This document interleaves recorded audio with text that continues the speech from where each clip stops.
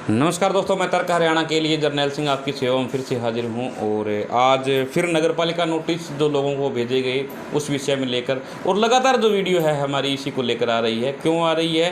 क्योंकि हमारी कोशिश ये है, हमारी टीम की, तर्क हरियाणा टीम की पूरी तरह कोशिश ये रहती है कि किसी भी गरीब का जो मकान है वो ना तोड़ा जाए। तो हमारे साथ इसी चर्चा पे जो है डॉक्टर अमरजीत चानी जी हमारे साथ आज हमारे स्टूडियो में हैं, तो इनसे बातचीत करेंगे। और सबसे पहले तो डॉक्टर साहब नमस्कार। नमस्कार जी, नमस्कार। सर, अगर बातचीत की जाए, हमारे पास जिस तरह सूत्रों के हवाले से खबर आ रही है कि कलेक्टर रेट जो सरकार है वो डालेगी, और उसका क्या रहेगा? मजदूर आदमी है सभी, तो क्या कुछ कहना चाहोगे? तर्क हरियाणा को मैं बधाई देता हूं। मैं धन्यवाद भी करता हूं कि समय समय पर जो गरीबों की जो आप आवाज़ उठाने का काम कर रहे हो, ये बहुत ही एक सराहनीय काम है।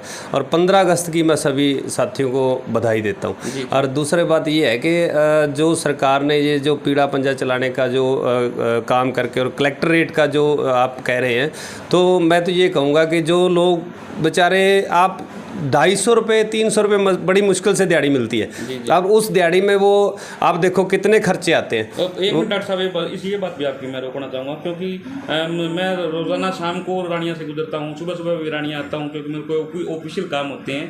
तो मजदूर जो हैं वो चौक में बैठे होते हैं। कई बार मैंने मजदूरों का भी सर्वे किया है, वो मजदूर भी कहते हैं सर दिहाड़ी नहीं लगती, 15 दिन, एक 1 मंथ में कम से कम 5-7 दिन काम मिलता है। तो किस तरह, मतलब क्या? मैं वही कह रहा हूँ कि 250-300 रुपये दिहाड़ी, और उसको एक महीने में आप मान लो बड़ी मुश्किल से 15 दिन काम मरता है। ठीक है, और 15 दिन के काम में उनके खर्चे कितने हैं? खर्चे ये देखो कि उसने अपने बच्चों को भी पढ़ाना है, और उसने अपने जो बिजली का खर्चा वो भी पूरा करना है, आटा, दाल, दूध, हर तरह का जो घर का सामान है उसी से ही उसने मतलब लेके आना है। और अब वो बेचारा 250-300 रुपये की दिहाड़ी में वो कलेक्ट्रेट के पैसे कहाँ भर देगा?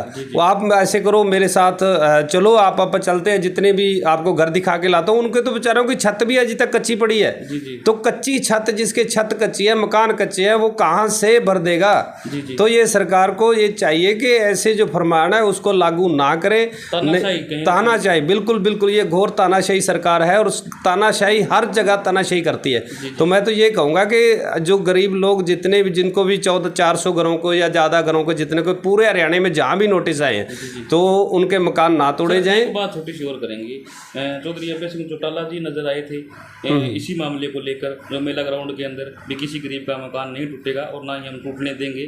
और एक कोशिश आपकी जा रही है, क्या आप दोनों पार्टियां ही हैं या और भी? बात ये है कि कंपैरिजन की मैं कहूँगा नहीं है। बात ये है कि हमारी एक कोशिश है। जिस तरह आप देखो कि एक बार मैं कहानी सुनाता हूँ, छोटी सी, मोटा मोटा बताता हूँ कि एक जंगल को आग लगी थी, और उस जंगल को जब आग लगी तो सारे जानवर भाज गए भी, आग लगी। एक छोटी सी चिड़िया, और वो बूंद समुद्र से पानी, नहर से पानी भर के लाती और उस जंगल के ऊपर गिरती। हाथी ने उसको कहा, रे तू मर जाएगी, तेरे एक बूंद से थोड़ी आग बुझ जाएगी, और आप मेरे साथ निकल चलो। बोले नहीं, मैं, ये मेरा काम है, मेरा कर्म है, मैं करती रहूँगी, आग बुझे ना बुझे कोई समस्या नहीं है। बस ये है कि जब इतिहास लिखा जाएगा तो उसमें ये लिखा जाएगा कि ये चिड़िया जो थी, जब जंगल को आग लगी थी उसके बचाने में अपनी अहम भूमिका निभा रही थी। तो हमारा वही काम है कि हमारे रानिया क्षेत्र में, रानिया के गरीबों के घरों में ये सरकार एक तरह का आग लगाने की कोशिश कर रही है, और हम ये कदापि नहीं होने देंगे। अपना जो काम है हम रेगुलर जारी रखेंगे। सर, आपने स्पेशल इस काम के लिए हिसार भी मीटिंग बुलाई, शेर प्रताप शेरी जी से भी मीटिंग, उस दिन आपके साथ खुद बाय दी वे हमारी मुलाकात हुई, और आपने वहाँ भी इस बात को रखा, और आपने बताया कि जो समस्या रानिया में नगर पालिका नोटिस भेज रही है, लोगों को परेशान कर रही है।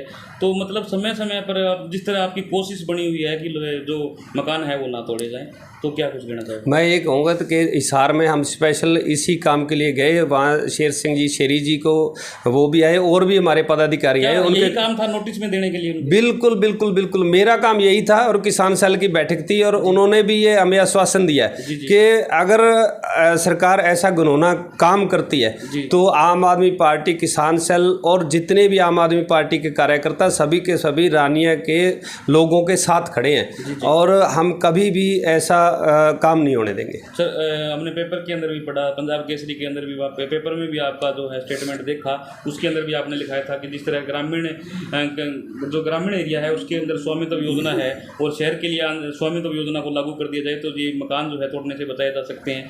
क्या था वो?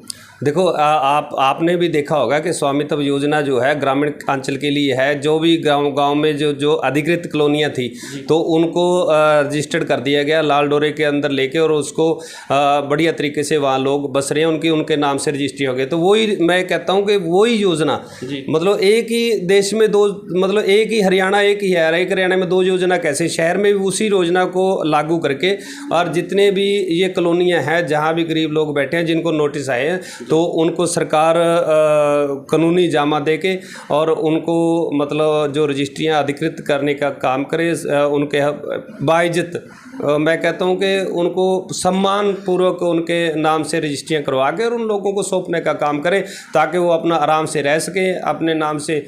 मतलब उस पर कोई लोन लेना, अपना कोई कार्य करना है, कोई बड़ा किसी ने कोई छोटा मोटा बिजनेस करना, वो करे। पहले आपने मेरे नोटिस में और भी दी थी, वो बात शायद छूट ना जाए, मैं आपको बता देता हूँ कि जिस तरह आपने बताया कि वो ग्रुप लोन भी हाँ बिल्कुल बिल्कुल। ये तो गरीब जो है, देखो आप मैं सभी को जानता हूँ, मैं मेरे ख्याल 15-16 साल से यहाँ रह रहा हूँ। हॉस्पिटल में देखा कोई 1000 लेके जा रहा है, कोई 2000 लेके जा रहा है, इस तरह का भी है। ये फाइनेंशियली हेल्प कहीं ना कहीं देखो वो मैं इसलिए करता हूँ ताकि चलो गरीब जितनी भी हमारे भाई हैं, हमारे बड़े, उनको आपके पैसे लौटा ही नहीं पाते, वो दोबारा आते भी नहीं, वो कोई दिक्कत नहीं, उसमें कोई मसला नहीं है। मैं कहता हूँ कि मेरी वजह से मतलब किसी का भला हो जाए तो मुझे 1500 में कोई ज़्यादा फर्क नहीं पड़ता। बस दिक्कत एक ही है कि ये गरीब लोग बेचारे एक घर में 5-5 4-4 ग्रुप लोन इन्होंने ले रखे हैं। रोज़ के लोग ये ग्रुप लोन वाले भी उनके लोन मतलब किस्तों के लिए चक्कर काटते हैं।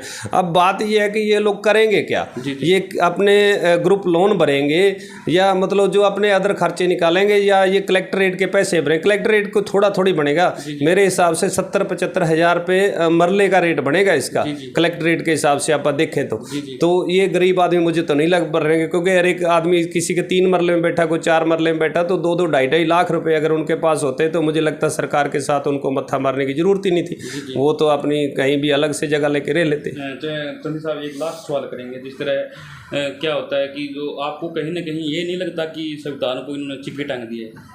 देखो तानाशाही कुछ ज़्यादा नहीं होती? तानाशाही तो बहुत ज़्यादा। बाबा भीमराव अम्बेडकर जी ने जो संविधान लिखा था उसको तो दिनकिनार करके और अपना कपड़ा और मकान, रोटी कपड़ा मकान तो तिरंगा कह रहे हैं, हम भी तिरंगे का सम्मान करते हैं।